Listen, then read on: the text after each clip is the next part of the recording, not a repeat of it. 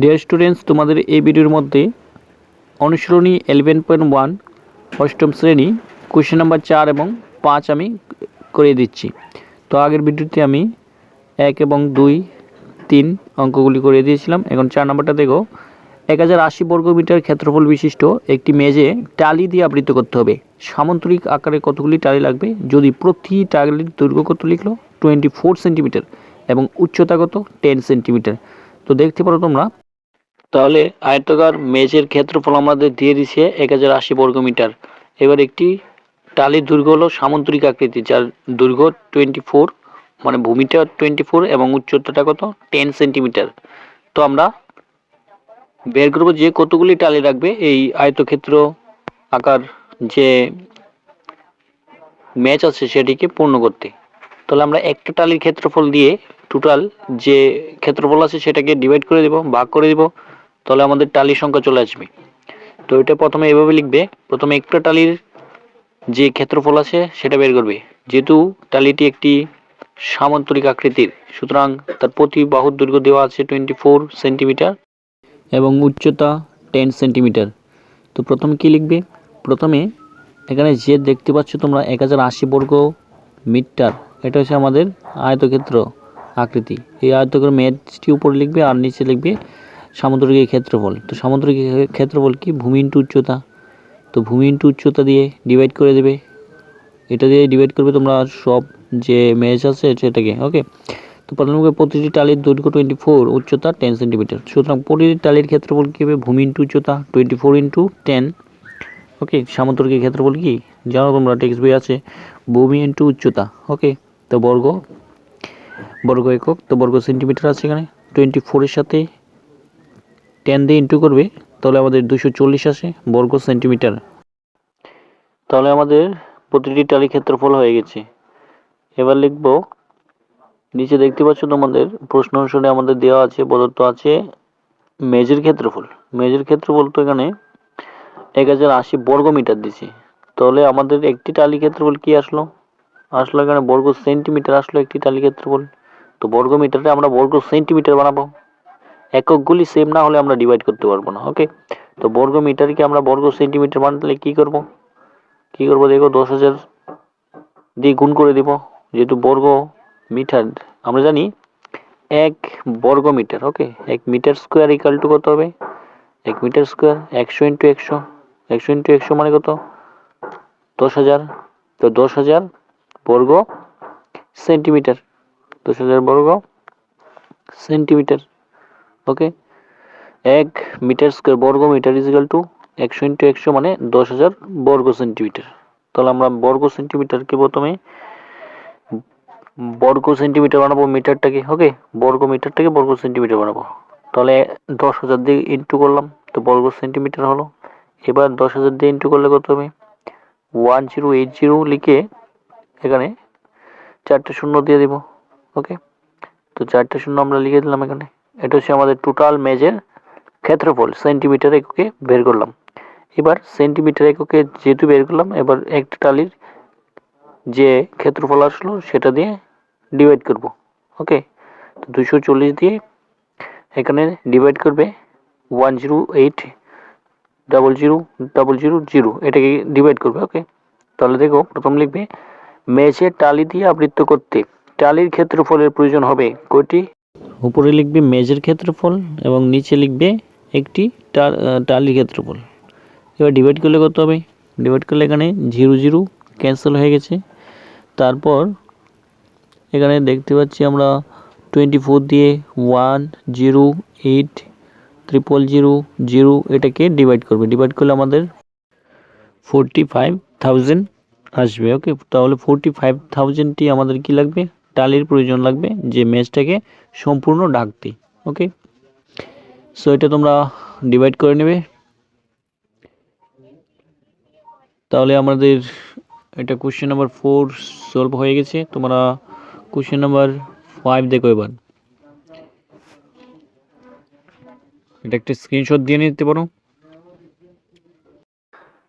Question number 5 কি বললো? একটি পিঁপড়ে নিচে প্রদর্শিত চিত্রগুলি সীমারেখা বরাবর একবার করে প্রদক্ষিণ করলে কোনটির জন্য অধিক পথ পরিক্রমণ করবে? ঠিক আছে, কোনটি অধিক পথ পরিক্রমণ করবে? প্রথম আমরা জানি বৃত্তের পরিসীমা কি, 2πr, বৃত্তের পরিধি 2πr, তো আর হলো ব্যাসার্ধ। তো কিছু চিত্র এখানে দিয়ে দিচ্ছে, বলছে যে কোনটাতে বেশি সময় লাগবে যে পিঁপড়াটা ঘুরে আসতে। ওকে, তো প্রথম চিত্রটা দেখো, এ নাম্বারে কি লিখলো, এটা ব্যাস আমরা দেখতে পাচ্ছি যে 2.8 সেন্টিমিটার, এটা হলো ব্যাস।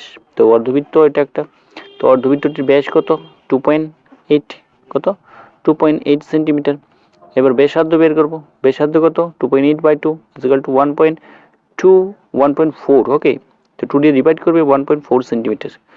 এবার 1.4 সেন্টিমিটার আমাদের ব্যাসার্ধ, তো ব্যাসার্ধ বের করলে কি, এটা দেখতে পাচ্ছ, এটা হচ্ছে আমাদের বৃত্তের পরিধি। তো পরিধি কোনটা? পরিধি মানে সীমানাটা। একটা পিঁপড়া এদিক থেকে ঘুরে এসে আবার জায়গার মধ্যে চলে আসবে, তো পিঁপড়াটা কতক্ষণ করবে? অর্ধবৃত্তের পরিধি বের করবো, লিখি অর্ধবৃত্তের পরিধি কি, বৃত্তের পরিধি 2πr, আর অর্ধবৃত্ত যেহেতু 2 দিয়ে ডিভাইড করব, সো এখানে আমাদের পাই পাই আসলো, পায়ার আর 2 ক্যান্সেল, তো পায়ের মান 22/7, আর এর মান কত? এখন বের করলাম 1.4, ক্যান্সেল করো, 7 দিয়ে কাটলে কত হবে? 7 দুগুণে 14, 7 দিয়ে ক্যান্সেল করবো 14 কে, তো 0.2 আসবে। এবার 0.2, একটাকে দশমিক যেহেতু পয়েন্ট লিখলাম, 0 লিখলাম সামনে, 22কে আমরা 0.2 দিয়ে গুণ করবো, সুতরাং প্রথমে আমরা 2 দিয়ে গুণ করি।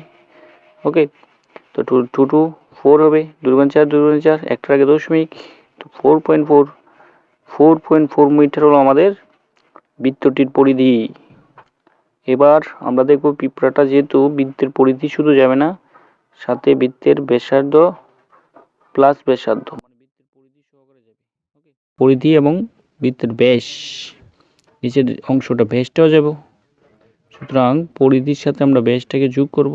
সো সীমারেখা বরাবর ভ্রমণ পথের পরিক্রমণ 4.4 প্লাস 2.8 সেন্টিমিটার, তাহলে আমাদের প্লাস করে কত আসবে? 7.2 সেন্টিমিটার।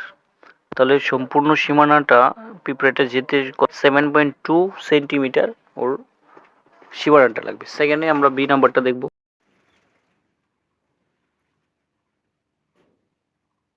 এবার বি নাম্বারে কি লিখলো?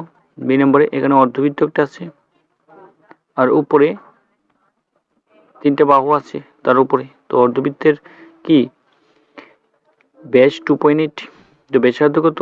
সেম ভাবে 1.4 আসলো। এবার এই অর্ধবৃত্তটি পরিধি আমরা জানি, তো অর্ধবৃত্তটি পরিধি কত? সেম ভাবে অর্ধবৃত্তের পরিধি কত? 2πr/2, যেহেতু অর্ধবৃত্ত, সো সেম ভাবে এখানে 2 ডিভাইড হয়ে গেছে, ক্যান্সেল হয়ে গেছে, তো আমাদের কাছে কি থাকবে? আর পায়ার থাকবে। এখানে 2 ক্যান্সেল, পায়ার থাকে, তো পায়ের মান 22/7, আর মান কত আছে? 1.4, আর মান 1.4, বসলাম 1.4। এবার 7 দিয়ে ক্যান্সেল করবো সেম ভাবে, 7 দুগুণে 14, 2, সামনে যেহেতু 4 এর আগে 1 আছে, একটা দশমিক আছে, তাহলে 2 এর আগে দশমিক দিব। এবার একটা 0 দিয়ে দেবো সামনে। এবার 22 এর সাথে 0.2 গুণ করবো, তো সেম ভাবে 4.4 আসবে। এটা হলো অর্ধবৃত্তটির পরিধি, আর সাথে যেহেতু এদিকে একটা অংশ আছে, সাথে মোট পরিক্রমণ সীমার কত হবে? এখানে হচ্ছে আমাদের 4.4, এখানে আছে 1.5, উপরে কত হবে? উপরেও 2.8 সেন্টিমিটার, আর লেফট সাইডে কত হবে? 1.5 সেন্টিমিটার। তাহলে পরিধি কত হবে? সীমারেখার মোট পরিক্রমণ কত হবে? 4.4 প্লাস 1.5 প্লাস 2.8 প্লাস 1.5, তো 10.2 সেন্টিমিটার। এবার প্রথমে 7.2 সেন্টিমিটার আসলো, এবার আসলো 10.2 সেন্টিমিটার। তাহলে এবার 3 নম্বরটা বের করবো। এটা পরিধি এতখান, আর পরিধি হচ্ছে এই সবটা আমাদের পিঁপড়াটা ভ্রমণ করবে পরিধি রেখা বরাবর। তাহলে প্রথমে উপরের অংশের পরিধিটা বের করবো, অর্ধবৃত্তটি পরিধি 2πr/2, এখানে আমাদের ব্যাস হচ্ছে 2.8, তো ব্যাসার্ধ সেম ভাবে 1.4 চলে আসবো। ওকে, এবার সেম ভাবে আমরা এখানে লিখবো পাই আর, আর এর মান কত? 1.4, তো 22/7 ইন্টু 1.4, 7 দিয়ে ক্যান্সেল করবো, ক্যান্সেল করলে কত হবে 0.2, সেম আগের মতো এখানে 0.2। তো 0.2 এর সাথে আমরা 22 কে ইন্টু করলে 4.4 সেন্টিমিটার। এটা আমাদের শুধুমাত্র এই যে উপরে আছে বৃত্তটি এই আয়তকার অংশের ক্ষেত্রফল। এবার নিচে আয়তকার অংশে কি পরিধি, এবার নিচে সীমারেখা বরাবর মোট পরিক্রমণ কতখানি করবে, এখানে 2 সেন্টিমিটার যোগ করে দেব সাথে, তাহলে 2 + 2 + 4.4 = 8.4 সেন্টিমিটার। তাহলে আমাদের কোন ক্ষেত্র পরিধিটা সবচেয়ে বেশি আসলো, আমাদের কোন পরিধিটা সবচেয়ে বেশি আসলো, উপরে গিয়ে দেখো উপরের দিকে এখানে 10.2 সেন্টিমিটার। আর প্রথমেরটা কত আসলো, এ নাম্বারে আসলো 7.2। তো লাস্টে আমরা দেখতে পাচ্ছি মোট চিত্রটির মধ্যে বি চিত্রটির পরিসীমা সবচেয়ে বেশি, সুতরাং পিঁপড়ের বেশি দূরত্ব পরিক্রমণ করবে বি চিত্রটির জন্য। পিডিএফ এর জন্য কমেন্ট সেকশন থেকে টেলিগ্রাম চ্যানেলে জয়েন হয়ে